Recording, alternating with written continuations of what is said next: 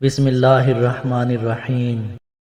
حضرت معاذ رضی اللہ عنہ روایت کرتے ہیں کہ رسول کریم صلی اللہ علیہ وسلم نے ارشاد فرمایا، جو شخص غصے کو پی جائے جبکہ اس میں غصے کے تقاضے کو پورا کرنے کی طاقت بھی ہو،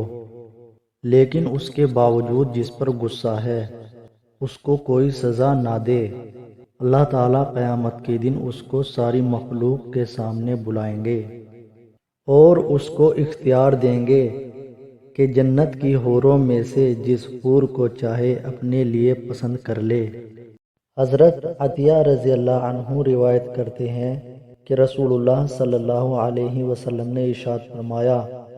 غصہ شیطان کے اثر سے ہوتا ہے۔ شیطان کی پیدائش آگ سے ہوئی ہے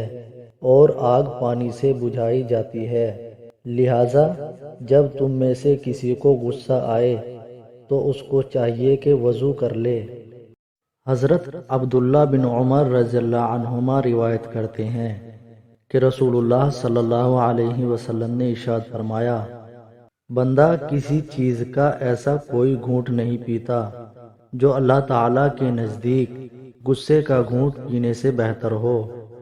جس کو وہ محض اللہ تعالیٰ کی رضا کے لیے پی جائے۔